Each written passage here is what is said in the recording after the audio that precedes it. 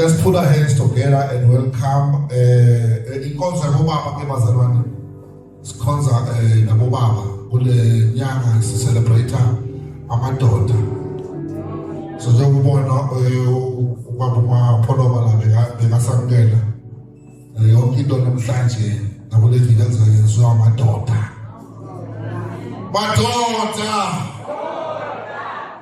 Madoda. Yo, ya responde ngithola kuya uma.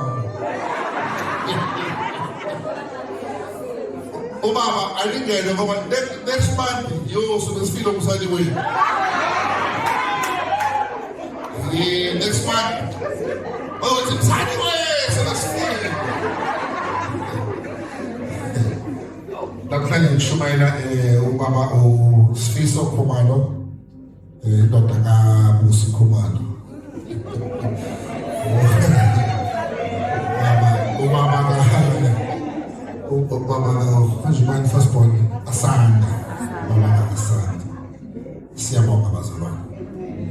Sithanda ukubonga for ukusibambela inkonzo zamalosithathu. Indoda kaNkulunkulu. Amen. Sisukuma sonke ngicela nimamele bazalwane bakhumalo le. Nimamele.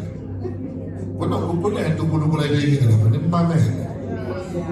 Yena uzoqala aye enterweni kophela bese ayabuya.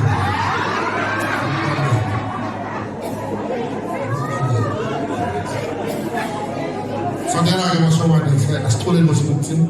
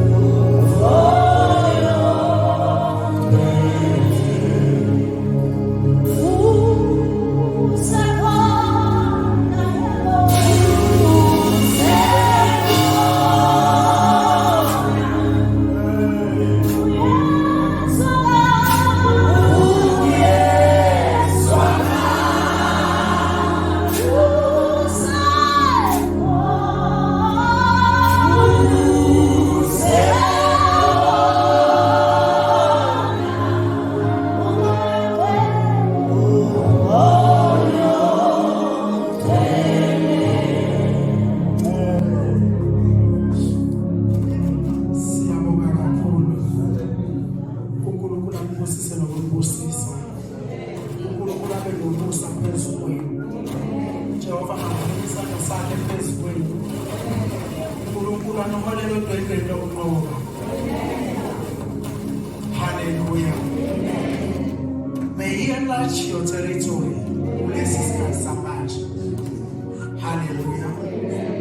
Ngumntwana kaNkulunkulu isidisiwe. Ngiyamthanda kakhulu uNkulunkulu. Introduction. Sawubona mfundisi wami, ngiyabingelela kakhulu. Umfundisi wami, umfundisi uMlangeni engimthanda kakhulu. Umengameli, umphathi wabefundisi. Hallelujah. Noma umfundisi uMlangeni kwi-birthday yakhe enyangeni yobaba. Uzalwe kahle mama, uzalwe ngesikhathi esiright. Hallelujah. Ngibingelela i-church board yonke abazalwane bonke ama-worshipers. Ngiyabingelela abazalwane lonke nibhekekile. Ngiyanikhumbula angikhohliwe. Hallelujah. Ya namhlanje ngiyabona ngathi udominator lento ye-grace nje, lento ye-grace. Ubaba uNgcobo uyafika la uyakhuluma kindness faka nodaba ye-grace. Yayibona loo nto leyo nabo futhi abazalwana amaculo abo asilidela indaba ye-grace. Ngiyabuza ukuthi kanti kwenzenjalani ngale ndaba ye-grace. So lapha ngiyayibuza ukuthi if uNkulunkulu angakakuphe i-grace ungenze njani ngayo? If angakakunikeze ungenze njani ngayo? Because uNkulunkulu I believe ukuthi uma ekubusisa ubusisela ukuthi ube yisibusiso nakwabanye abantu. And isibusiso kwabanye abantu kuba mnandi kuwena ukuthi ube nesandla ekucontributing, angithi? Yeah.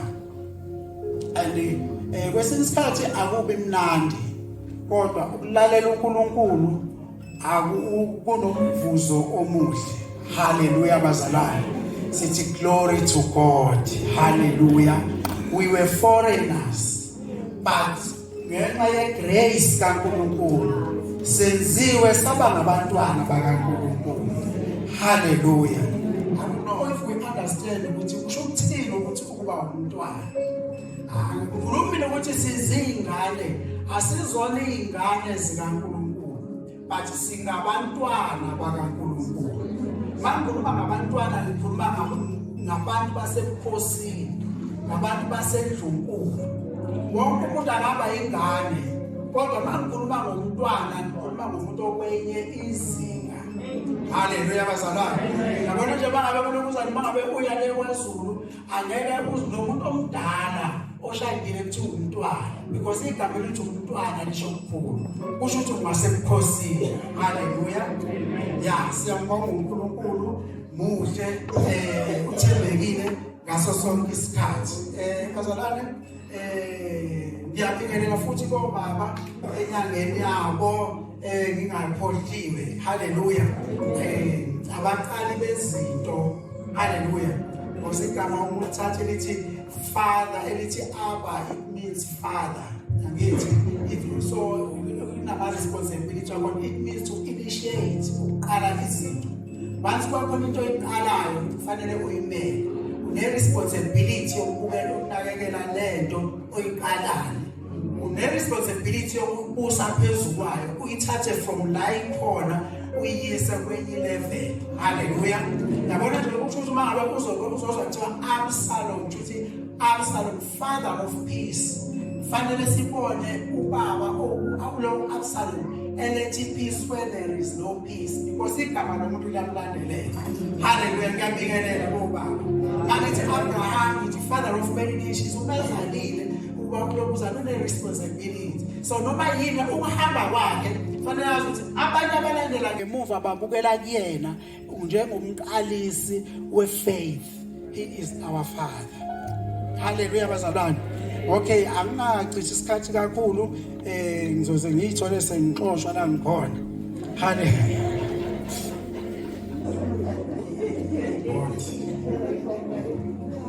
Yeah. For now, nami ngicela ukukhuluma nje kancane because okay ngicela sivule amabhayibheli wethu Luke chapter 19 bangaphosisi but indaba yami ngizocela nje kakhulu ngawo makhelwane indaba yami ibeke lapha kuJohn chapter 4 umfazi waseSamaria. Luke chapter 19 verse 10.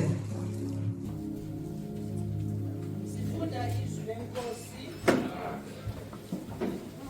ngokukaLuka isahluko 19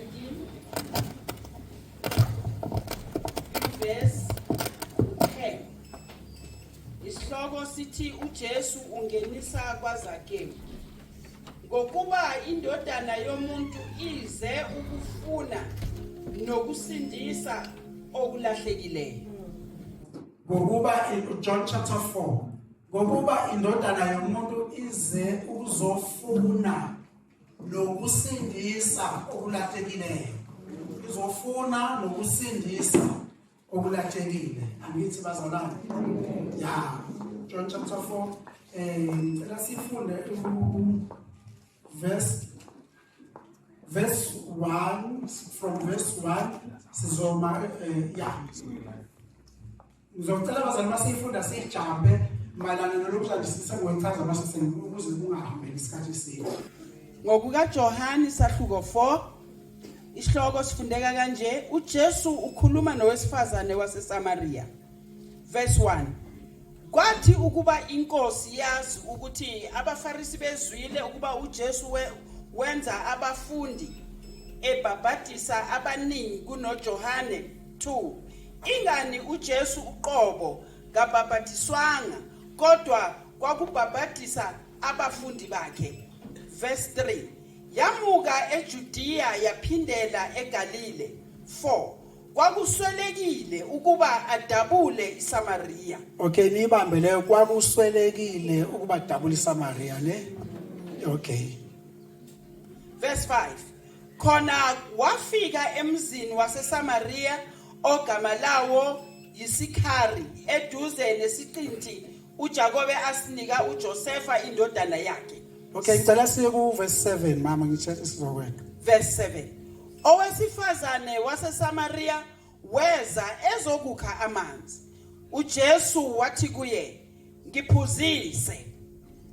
8. Ngokuba abafundi bakhe babehambile baya emzini beyothenga ukudla. 9. Khona owesifazane waseSamaria wathi kuye, "Yini ukuba wena ongumJuda ucele ukuphuziswa yimi engingowesifazane waseSamaria na?" Uthi yini wena ongumJuda uJuda nje cele kimi uba ngukuphuzisa amanzi. Okay.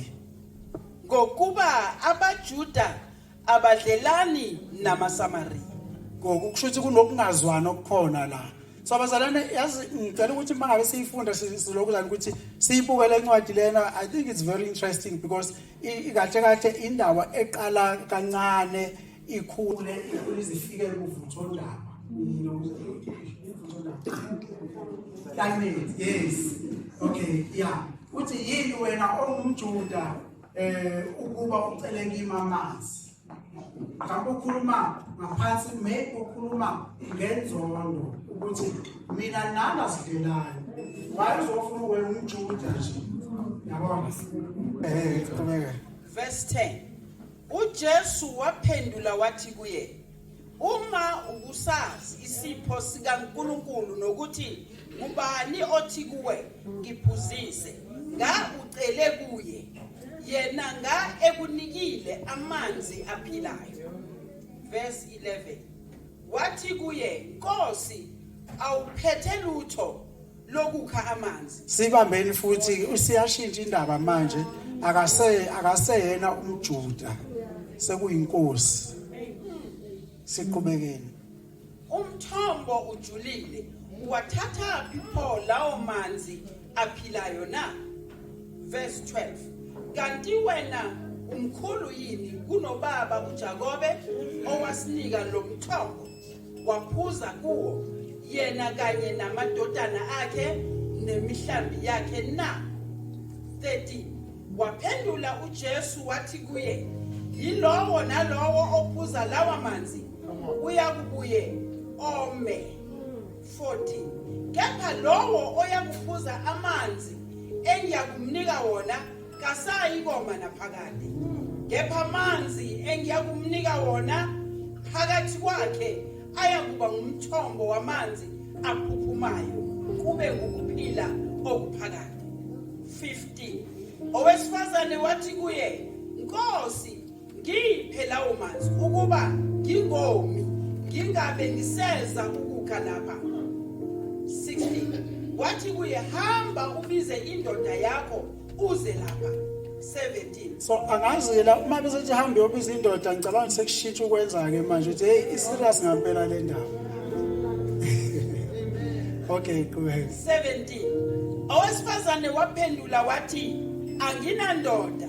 uJesu wathi kuye, usho kahle ukuthi anginandoda. Uma gift of the Holy Spirit, lena i-word of wisdom. Yes. Go ahead. Ngokuba usuke waba namadoda So i-word of knowledge, I mean. Le onayo kaloku akusiyo indoda yakho.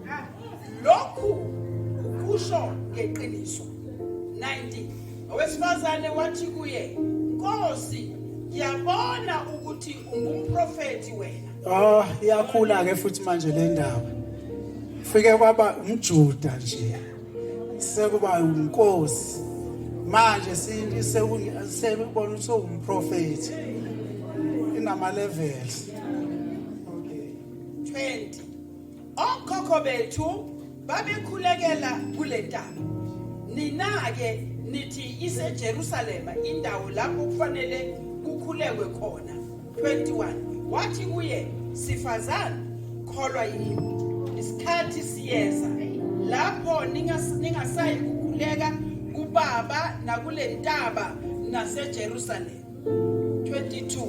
Nina nikhuleka kweningakwaziyo, thina sikhuleka kwesikwaziyo ngokuba insindiso ivela kubaJuda. 23. Kodwa isikhathi siyeza sesikhona namanje lapho abakhuleka abaqinisileyo beyokukhuleka kubaba ngomoya nangeqiniso, ngokuba ubaba ufuna abakhuleka kuye abanjalo. 24. uNkulunkulu ungumoya, abakhuleka kuye bafanele ukukhuleka ngomoya nangeqiniso. 25. Owesifazane wathi kuye, ngiyazi ukuthi uMesiya uyeza othiwa uKristu. Nxa esefikile yena uyakusithela konke. 26. uJesu wathi nginguye mina engikhuluma nawe. 27. Verse 28 ke kuphela. 28. Owesifazane wayeseshiya imbiza yakhe waya emzini, wathi kubantu, woza zani nizobona ongitshene konke. wozali nibone umuntu ongitshele konke engikwenzileyo, kungebe nguye uKristu na. Siyabonga kakhulu kusisizwe. Baba siyabonga. Isilapho. Ninamandla. Uphetho namandla umangalo ke namandla baba. Nazi izifiso zethu. Sizohlanzwa isilapho. Seliwenelisha Nkosi. Kulezi izifiso zethu.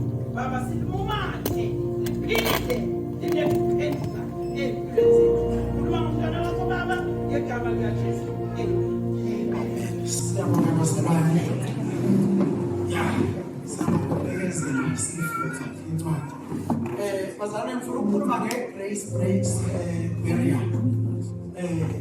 Grace barrier. Kahle amalokuzana into esiyithola lana labantu bekunokungazwani phakathi kwamaJews namaSamaria. But manje sibona igrace ifuna ukufinyelela ngenkani kunomthetho owubekiwe owakuthi akusafanele nihambe kunomngcele ukuthi akusafanele ke unihambe nidabule nidlule phambi kwalaba bantu because laba bantu laba babetraye inkolo yethu. Hallelujah. Yeah. So manje la bazalwane into esibonayo mawufunda la ku-verse 1 kule ncwadi le esikhuluma ngayo namhlanje, uJesu lithi iBhayibheli uJesu wayephendula wayebhabhadisa abantu emanzi amaningi. Kodwa siyazi bazalwane ukuthi uJesu bebhabhadisa amanzi ngomlilo, but in this case ukuthi uJesu naye uye wabhabhadisa abantu ngamanzi. Nakuba-ke ubengabhabhadisi yena, kodwa obebhabhadisa amanzi bekungabafundi bakhe. Hallelujah.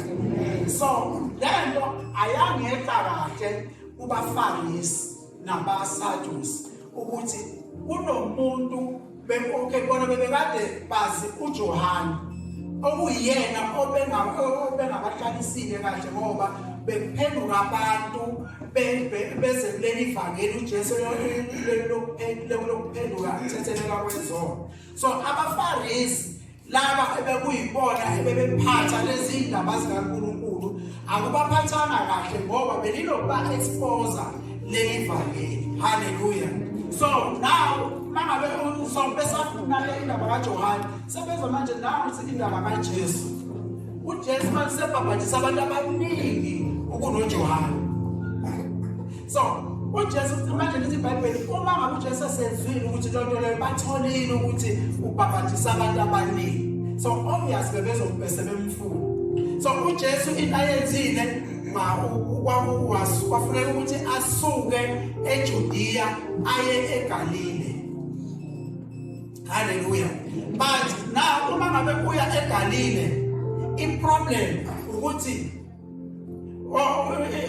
iproblem manje lithi iBhayibheli verse 2 kwakuswelekile ukuthi adabule iSamaria. So uma ngabe sithi kwakuswelekile ukuthi bekunesidingo sokuthi adabule, akunandaba ukuthi kunomthetho othi amaJuda wavumelekile ukudabula iSamaria, kodwa manje le grace ephethe uJesu uyo-offer this woman ethi you need to go through Samaria, kufanele udabule la eSamaria. Yike indlela ongenza ngayo. Hallelujah. Okay, mhlawumbe abesibona why kulokuzana kuze kube size sifikela ukuthi bekudingeka ukuthi noma bekuswelekile ukuthi adabule iSamaria na. Kunesikhathi lapha ama-Israelites ahlangana khona nabezizwe, leyo mix kwaproducera elokuzana isizwe esibizwa ngamaSamaria. So kuleso sizwe leso ebesiproduce kwahlangana yonke izinto, not only isizwe nama-cultures, everything emihlangene. And amaJuda insindiso njengoba kuthiwa ingeyamaJuda ukuthi bekumele ukuthi ngamaJews nezizwe ezinye zazi uNkulunkulu. So manje if laba bantu laba abanolwazi ngoNkulunkulu sebemixana nalesi sizwe, akusezukwazi ukuthi ubonakale ngathi ivangeli kaNkulunkulu. And amaJuda abelithanda inkolo yabo ngendlela yokuthi bebekhona ukuthi bayimele uma ngabe ubenza ukuseceleni bebengakhala kujona ngabatsha. Hallelujah bazalwane. So now kulokuzana uJesu umabe esathola ukuthi abaFarisi sebezwile ukuthi ubhabhadisa abantu abaningi, uJesu uyasuka enasinto licatha ke futhi le ukuthi uJesu wayengabasaba abaFarisi.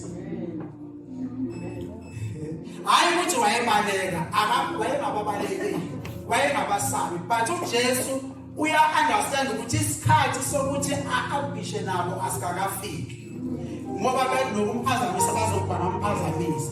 Angisho ukuthi isikhathi bazalwane kubalulekile ukuthi u-understand uNkulunkulu asiphe wisdom noku-understand ukuthi lesi sikhathi esikhathi ukuthi ngi-agrishe yini nalo muntu noma nginga-agrishi naye. Uma ngabe ngithi ngizo-agrisha naye indaba yami ngizozuzana, ipurpose yini? So uJesu understood ukuthi asikakafiki bezobhekisana nabo, kodwa siyakwazi ukuthi uNkulunkulu ubhekisene nabo uma ngabe kuqhubeka nevangeli. But this time uyabona ukuthi kuseselele ukuthi ukuthi angaphikisana nawo. So uJesu manje ufana wasuka uya eGalile ukuyoqala ukuthi enze umsebenzi kaNkulunkulu. Ashiye ngoba ngapha bakhona abathembele ukuthi kulabo ababhabhadisile bazosala bona baqhubeka bashumayela ivangeli. So uma ngabe ehamba lithi iBhayibheli kwakusolekile ukuthi adabule iSamaria. So ukudabula iSamaria kaJesu kusho ubreaka umthetho owabekwa amaJuzi ukuthi laba bantu lesisizwe lesekhesi okungafanele baxamane naso kwabiza ukuthi igrace impusha ukuthi ayofinyelela kuleso sizwe leso sizwe esilahiwe esirejectiwe ukuthi makafinyelele kusona. So uJesu lapha ngamanye amazwi sibona inhliziyo kaJesu yokufuna okulahlekile nokusindisa futhi. Haleluya bazalwane. UJesu ufana nalomuntu othi noma seningamlahla umntwana wami nithi ubulawa yisilubuhlobo ledakamizwa but yena ungumntwana wami nginethemba ngimfuna lapha in the kingdom of God. So uJesu sibona inhliziyo yothando ngomuntu even nalabo bantu ababalahliwe. Haleluya bazalwane. So manje into ebeshama Jude ukubona ukuthi lento bebengayifela into yabo indlela yabo lento uma ehamba eSamaria ibemfishane indlela ibemfishane kakhulu kabi bathi bona bavele bashaya umthetho ukuthi yazi thina ngoba sifuna ukuhlangana nathi sokuba ngendlela edileyayo size siyofika la sifuna ukuya khona. Yazi ngimethe ukuthi siyakhathana noma kanjani as long singaxamananga naye. Hallelujah. So manje uJesu yena uma ngabe efika ke yena sibona lokuzana umusa ophethwe uJesu umbeka endaweni ngokomthetho wezwe okungafanele abe kuyona because kukhona lokho okulahlekile okufunakalayo. Hallelujah bazalwane. So uma ngabe indaba yethu siqhubeka nayo ke uyabona ukuthi uJesu mefika uyayazi isimo salomuntu. Into ezibithi mina le i-word of knowledge le elokuzana kuma gift of the Holy Spirit. I-word of knowledge ukuthi information oyithola from the Holy Spirit. I-information oyithole ngoba unikezwe umoya ongcwele. That's word of knowledge. Afane gift le word of wisdom okuyela ukucabanga kaNkulunkulu indlela uNkulunkulu acabanga ngayo indlela ucabanga ngayo. But that information oyireceive oyithole from uMongcwele. So uMongcwele umnikeza information lo uJesu uthi lo muntu wesifazane lo useka waba namadoda amathathu. Hallelujah bazalwane. Okay, ngilungile sizofika kodwa lapho. So manje uma ngabe efika uJesu ufika ekhathele uhlala eduze komfula. Abafundi bakaJesu bayasuka bayahamba bayofuna ukudla. Uma ngabe befuna ukudla ufika umfazi waseSamaria. Uma efika umfazi waseSamaria ngiyacabanga mhlawumbe ngokucabanga kwami ukuthi lo muntu wesifazane I believe ukuthi ubemuhle.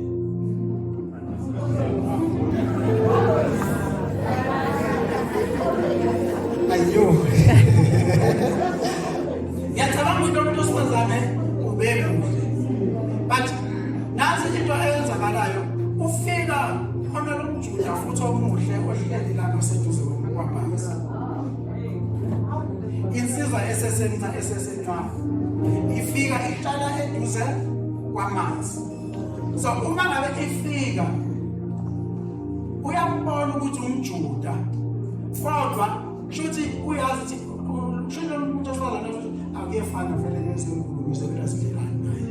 But wayifuna lo mJuda la yini embekela hayi ukuthi kanti uJesu uze uphethe umfuzo ofana negift yegrace ofana igrace yena. Amen.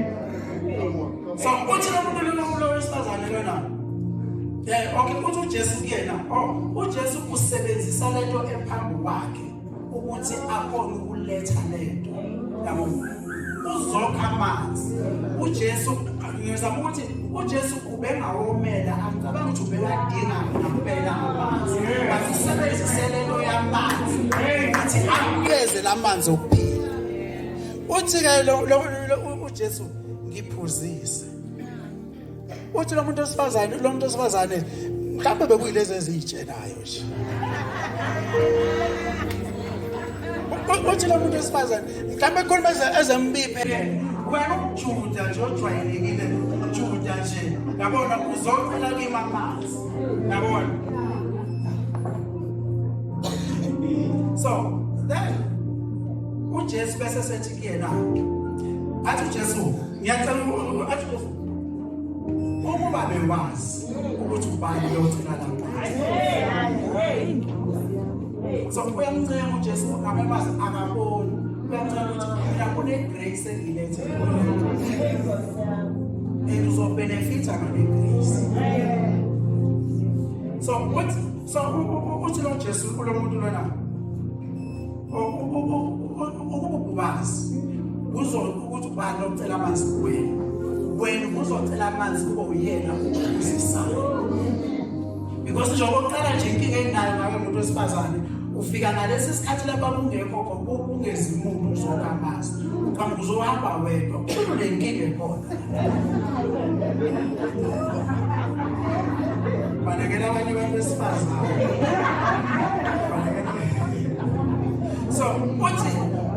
so usethi-ke uthi lo muntu wesifazane-ke wena awuphethe ngisho ngamanzi kodwa uzocela ukuthi ngiphuzise amanzi ayikho lento yokuthi ngiphuzise amanzi haleluya wasabona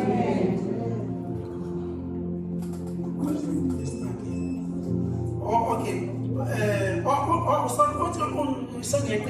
uthi umJuda akazelana noSamaria kithi usethi ukuba bewazi usethi lo uJesu ke uthi lo muntu wesifazane bese sefuna amanzi ngoba phela uyabahalela nalamanzi uthi okay awuphethe ngisho namanzi uthi ukhona ukwathola ukuthi nguthelele noma ukhe ngiphuze ingaphinde ngoba njengoba usho njalo yena aka-understand okusho ukuthi une-gap ekhona la enkulu ye-level ye-understanding lona uhleli kwelenyama lapha phansi ukhuluma ngamanzi alapha phansi uJesu yena ulapha ukhuluma ngalamanzi alapha phezulu amanzi angeke esaphinde and lo muntu wesifazane bahlonipha kakhulu ubabamkhulu wabo uJakobe okuyena owenza lo mthombo sekwasizakala iy'nkomo basizakala abafu amadodana abo nabo bonke still nabo basizakala ne-generation sazosizakala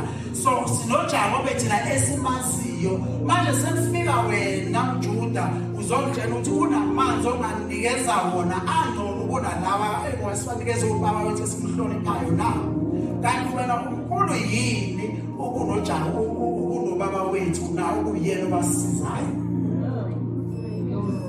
Hallelujah. So then uJesu bese sesho umuntu no wena sifazane no wena sifazane lalela la nje mina amanzi engizokunikeza wona angeke waphile uma ngabe uwatholile. Okay, kuzo siyajabathi asenze nje anything ozokhuluma ngayo eBhayibhelini liquid it talks about the Holy Spirit. Uma ngabe ukukhuluma ngento bese yishumi eziyisihlanja ingenamafutha ezinye zinamafutha ukhuluma ngokuthi lezo zakho unkulunkulu lezi zinalo angithi yes so anything eliquid so just ukhuluma ukuthi ngibethe ukunikeza amandla a living water for you to have impilo egula phakade. You need this water engizokunikeza wona mina Jesu hayi lawo wakathe ngamanje lamanzi wakathe ngamanje mangafika isomiso angasha noma kuthi ukuthi dipu kangakanani lo mvula bathi angasho mina ngikhuluma mina ngamanzi awuzothi noma unesomiso angashi kodwa ayayiphumela wona azigwalele wona. Hallelujah. Mina nje engiqhamuka enaqale ngiyazi mhlawumbe benzovele ngicabangele ulwandle ukuthi okay ulwandle ngiyazi alushi and alidingi ukuthi kuze lugcwala alidingi ukuthi kuze kune imvula yabo, but in this case ukhulunywa ngamanzi angaphezulu kolwandle, amanzi avela phezulu ezulwini. Hallelujah. And lamanzi lawa i-advantage nawo aqeda ukoma lokukomela amadoda. Wena umuntu wesifazane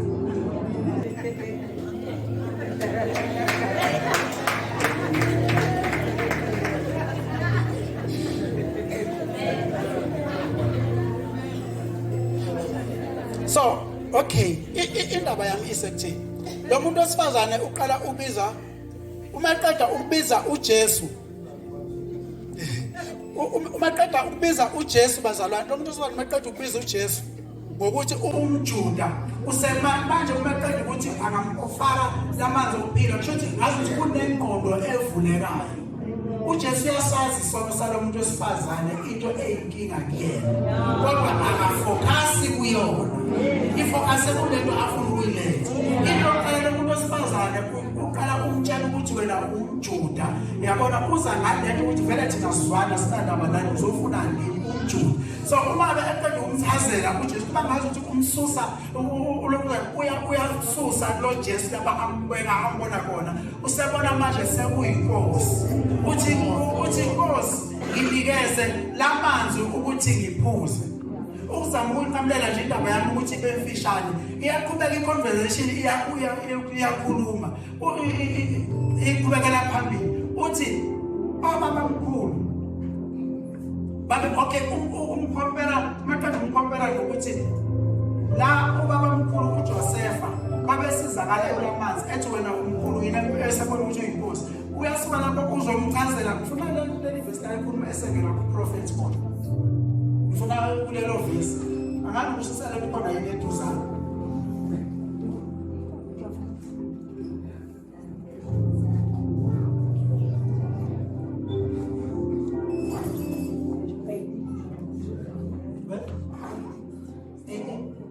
Okay, lithini ke lona?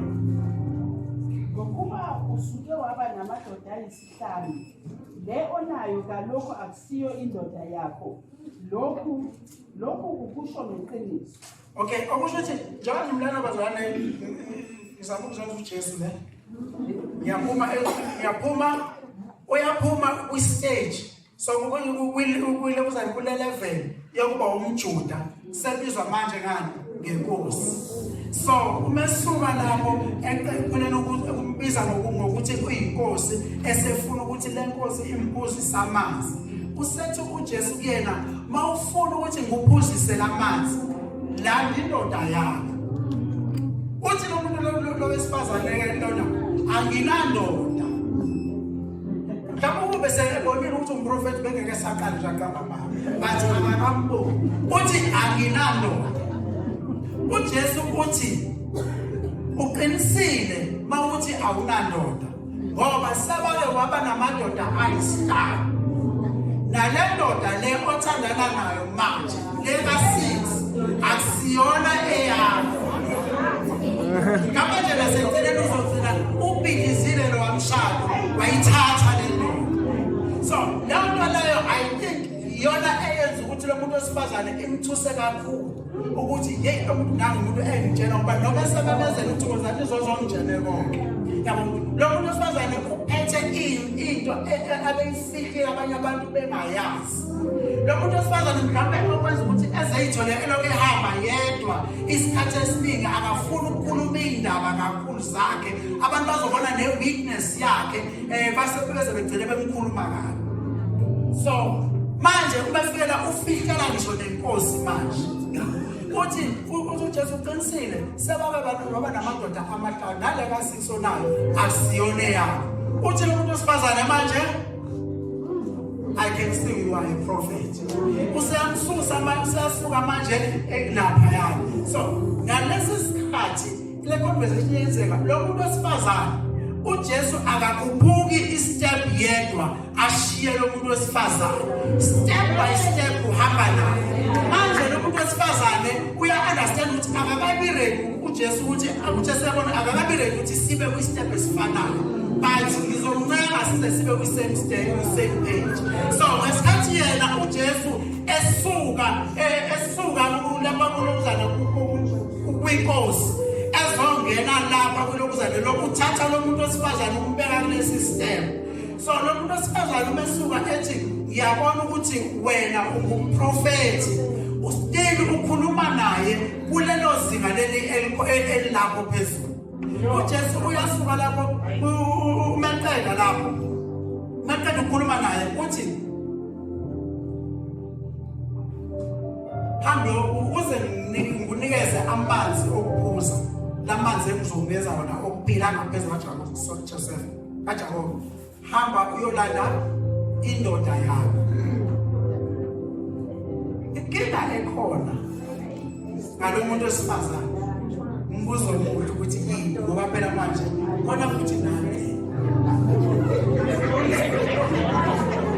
but ngoba noJesu uthi angafocus kakhulu kule uyazi ukuthi noma ngaletha yiphi kodwa le ezobe ikhona izokwenza ukuthi iflashe yonke le appetite yokuthanda ngayo umzana bafana hambe yolanda indoda yakhe uma ehamba yena azama ukuphika lo aphika lo mama ukuthi no anginandoda kodwa uyawafuna lamanzi okuphila but uJesu into ayikhulumayo ukuthi azama ukuyiveza la ukuthi ukuze ngunikeze lamanzi okuphila kufanele ususe lezi zinto lezi ngoba zizokuphazamisa yabona ngamanye amazwi awukwazi ukungena kwi-kingdom of God ungene nepast yakho uzothi umuntu uyafocusa kuNkulunkulu kube nezinto ezizokudistract so ukuze kube lula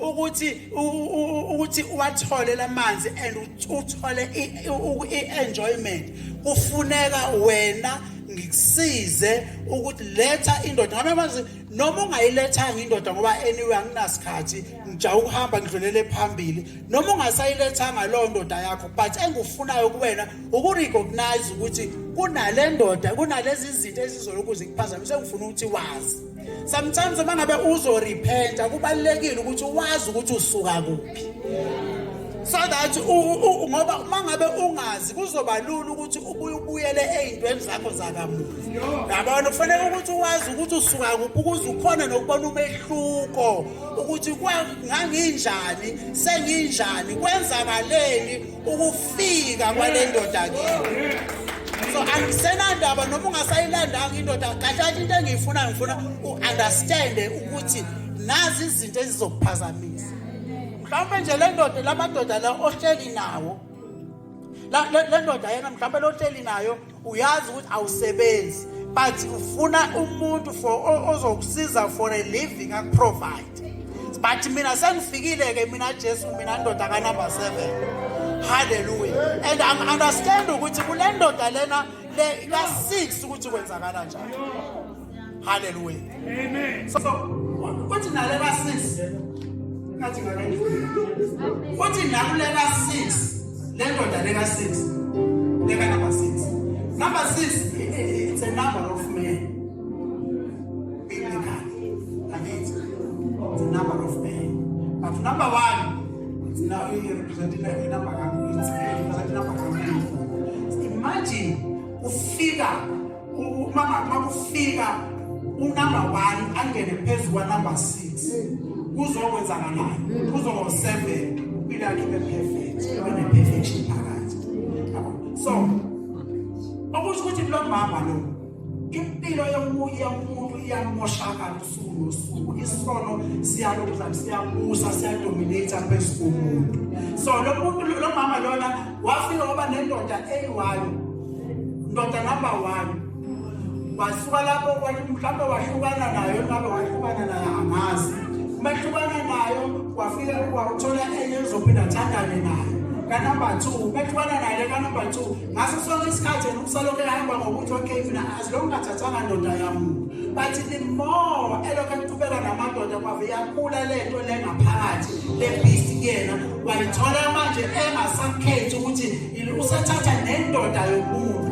ukuthi umshado yabhidika noma ngabhidika asenandaba seyikhulile lento okuye lesisifane kuyena so manje yikho kule ndoda ka number 6 usethathe yona ukuthi as long ngiphilile mhlawumbe nje yena babevumelana ukuthi no angeke kufonele ngo2 ekuseni angeke kufonele ngeke kuzana lento izokuyiphakathi kwethu I do not know but angikwazi ukuthi le ndoda lo muntu wesifazane uyaboshwa mhlawumbe nje ingazi ukuthi lo muntu wesifazane azayithole sehamba yedwa engahambi nabantu besifazane angeze kuzokha amanzi ngesikhathi bonke abantu bezokha ingoba abantu besifazane bamkhuluma bayamreject lo muntu wesifazane u-experience i-rejection le grace njani le grace efinyelela nomuntu ogcolela nje u-reject une rejection okay inkinga yomuntu wesifazane ngathi isimo sakhe simmoshakele lo muntu bosisi lo muntu wesifazane nje u-reject abantu besifazane ozakwa ngenxa yokuthi uthatha amadoda abantu warejecta ngamadoda-ke kufika indoda ifika ithwala lokho ekutholayo isuke lapho ihambe kufika enye angene kwenye athole lokho ekutholayo maybe we-abusive relationship in I don't know but impilo yamuntu wesifazane investa kangakaneni naye njengoba ezaseyindikela nakule ndoda lena enonkosikazi ayisekho into angayenza akasenandaba indoda yamshada imshada I don't care vele abantu abanandaba nami ihethekile but grace mayifika ifika lo message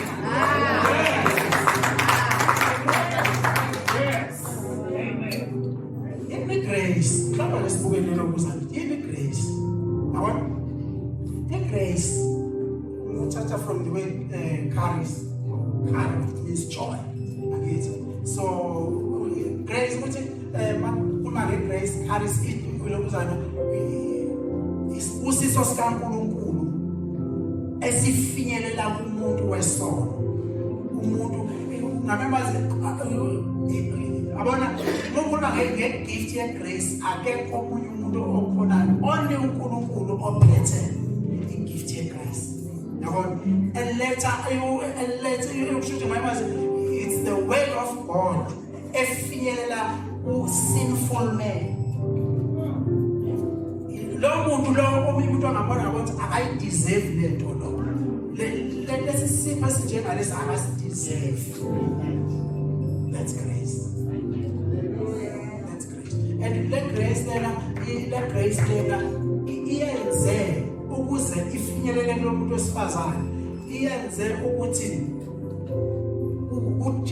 ujambe ama-boundaries nemithetho yonke ebekuthiwa afanele nedlulela because bavuzana masingakhuluma iqiniso uJesu ube umJuda bengavumelekile nje ukuthi abonakala ekhuluma nesayini west part of it umuntu wesifazane but into emphusha uJesu ukuthi ayenze lo nto is grace afuna ukuyinikeza lo muntu wesifazane because uyazi ukuthi kumele bayithola lo muntu wesifazane nempilo esithembe ebeseyilahtekile engasenalithemba izokuyela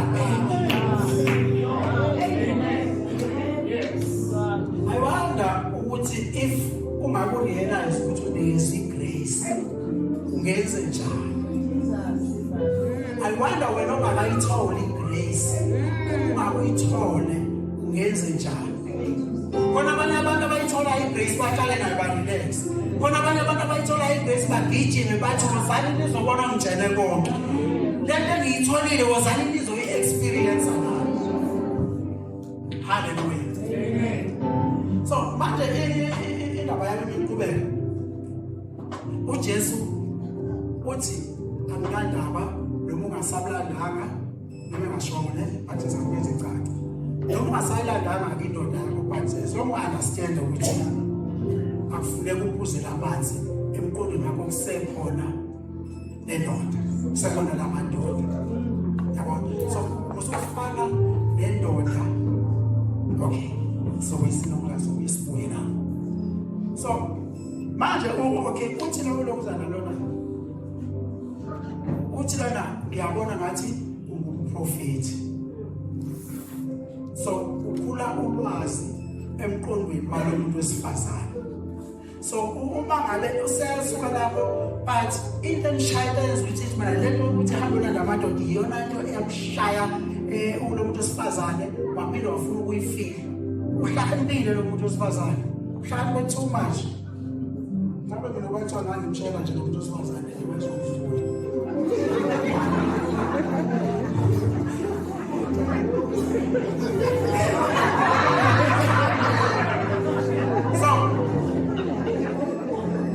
ngisho kanjena abazalwane why ngisho kanjena abazalwane ngithi uJesu methi hamba yolanda indoda yakho uthi lana awunandoda athi anginandoda usethi uJesu usuka ngoba namadoda awu5 naleka 6 akuyona yakho lo muntu osifazane ushintsha subject because lana manje imfakele kazweni uthi lo muntu ngiyabona ukuthi ungumprofeti khona lapho futhi akasakunikeza ukuthi lokho usezophendula usethi obaba bethu bakhuleka kule ntaba usashiya subject wakhohle ukuthi uJesu into aze ngayo kufanele agcina amnikezile noma ngayishintshi subject uJesu uthi nina nikhuleka kweningakwaziyo thina sikhuleka kwesikwaziyo but lalela lana ke ngutsheleke kunezinto ezinkulu ezizayo kuzoba khona isikhathi laba bakhuleka kule ntaba bengasayukhuleka kule ntaba lena enicabanga ukuthi ngithola uNkulunkulu beni khona but noma yinini noma ikuphi la nikhona umoya izulu lizokwehla khona lapho asenizo sokuthi uye lapha ukuthi uthola khona uNkulunkulu nawe uhamba ngemoto uzokhuleka lapho intaba yakho ukuhamba nayo because this living water la ukhona ihamba lapho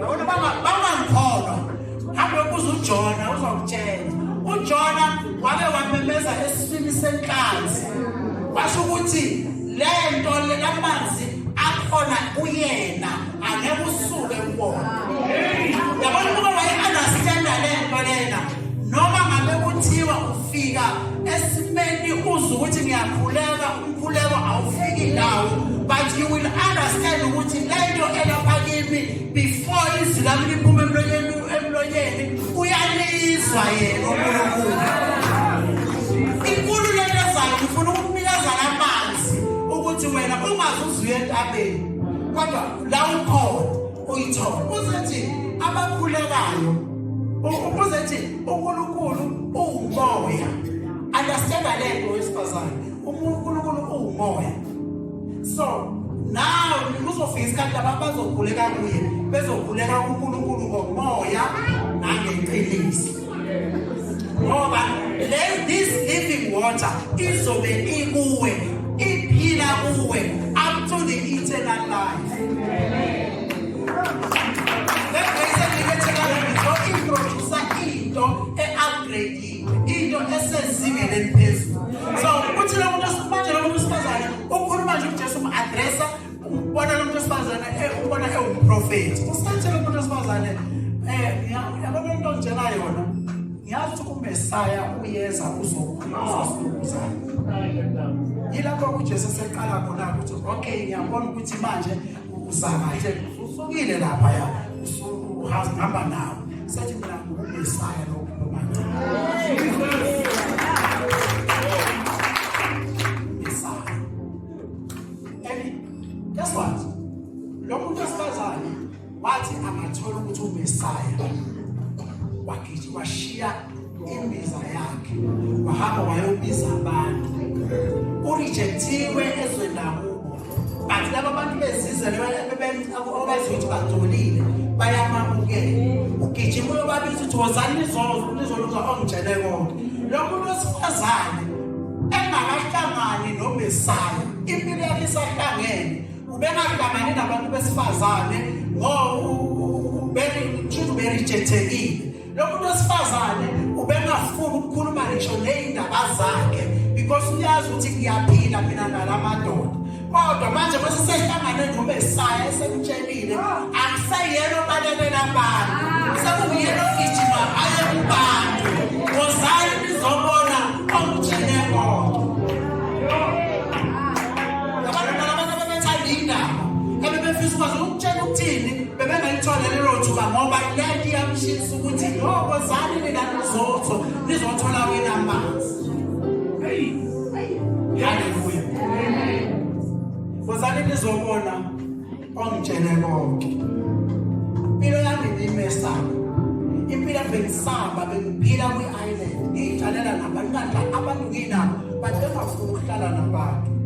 Kodwa manje sengi-enjoy ukuhlangana nabantu because kunento engiyikhulumayo nalaba bantu. Sengimema abantu ngibabizela kuKristu.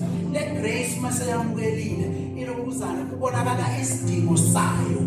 Ngalomuntu nje oyi-one orejectiwe ongathandwa umuntu sekuwumuntu uyena ogijima obiza iSamaria yonke ama-Samaritans wonke aze agcina ethi no wena Jesu uhlala kithi kancane wahlala nabo abamrejectanga uJesu.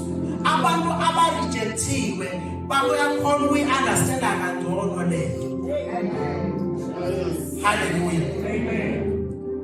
Abona mhlawumbe kukhona umuntu othola uku-experience i-rejection. Abantu bayamreject noma bahlekisa ngegama lakhe but uJesu umele akadabule. Okay, the day uJesu wadabula enhliziyweni yakho wadabula iSamaria khona umehluko ozoluza. uJesu is here to offer you this grace because uyazi ukuthi ukuthola le grace lento lena othathe uzosurvive ngayo le yamandoda uzoshintsha.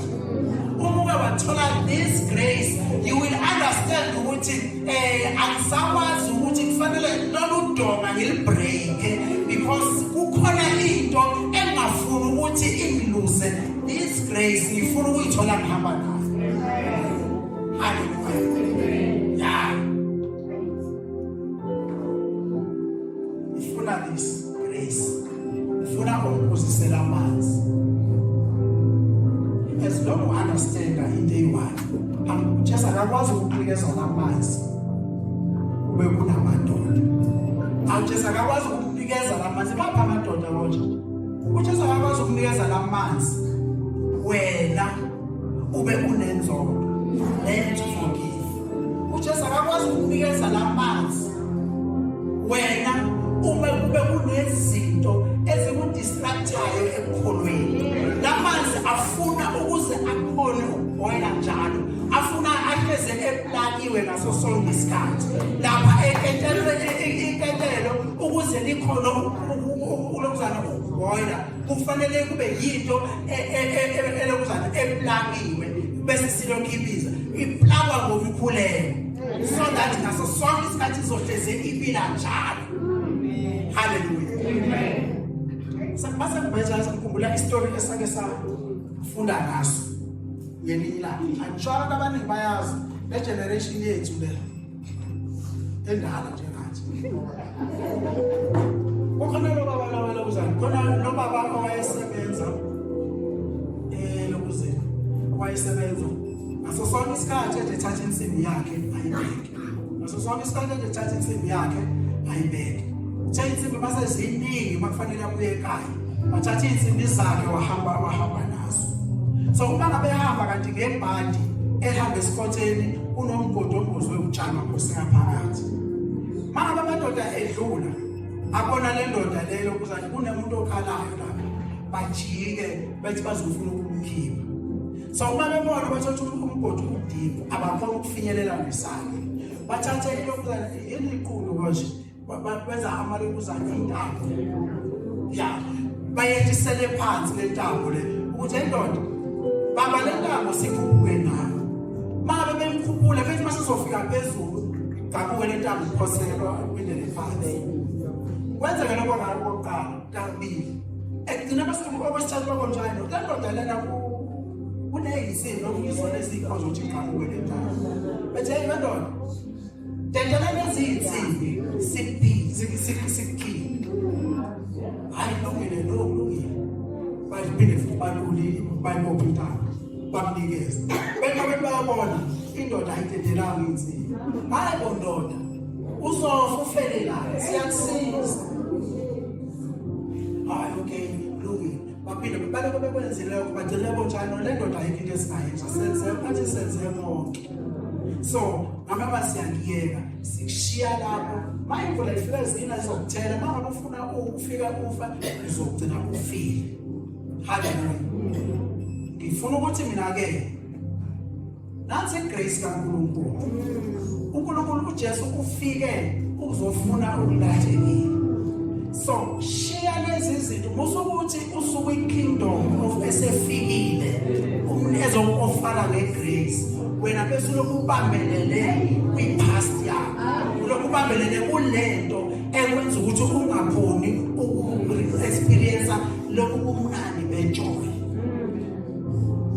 haleluya bazalwane khipha lemthwalo ethwele oyithwele njengamanje khipha lemthwalo esindayo okuyiyona ocabanga ukuthi izokusiza lo muntu wesifazane wayecabanga ukuthi amadoda azomsiza kodwa ukuvuma kwakhe ukuthi awashiye lamadoda wa-understand ukuthi ngoJesu uJesu ukuphila kwakhe yiloko nje bazalwane engibona ukuthi uma le grace ifika i-ofara sekukhulunywe kangaka uze uzwa njalo susitendela phansi yonke lemthwalo ekuphazamisayo yonke lento ekudistractayo ukuthi wena uyithola ungakhonzi kahle uNkulunkulu tendela phansi lemthwalo ukuze u-experience ubumnandi bevangeli nansi grace kaNkulunkulu isifikile.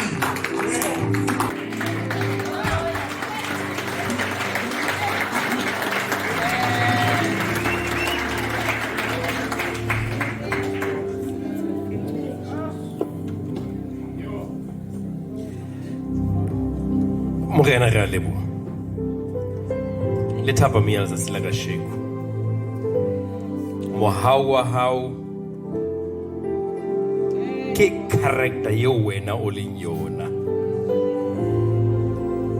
motho ka boyena diketso tsa hae ha di o deserve mohau wa hao empa hobane o na le lerato o na le qenehelo o modimo ya sa re balle ditshito tsa rona o re fa mohau wa hao letsatsing la kasheko morena wa ka hallang mohau wa hao o santsane o le teng mohau wa hao o santsane o pholosa mohau wa hao ke wona fela o tlang gore because ha ka sheba dibe tsa rona le diketso tsa rona morena wa ka ha hona mo ka reng re loketswe ke mohau wa hao teng empa mohau wa hao morena wa ka hallang o loketse ba tshwanang le rona re a leboha ka ona morena Jesu re a leboha go shwa hao sefapanong e ne le pontsho ya mohau hobane ha hona le ya mong wa rona ya neng a deserve seo se entseng re a leboha ntate le katsi la kasheko re iphumana re le ba lehlonolo morena wa ka hallang ho bitswa bana ba hao hobane re bitswa bana ba hao ka baka la mohau wa hao. We are your children and we are privileged to call you our Father, our Daddy, because of your grace. You are a glorious God. You are a merciful God. You are a gracious God. And we give you glory and honor in the name of Jesus. Amen.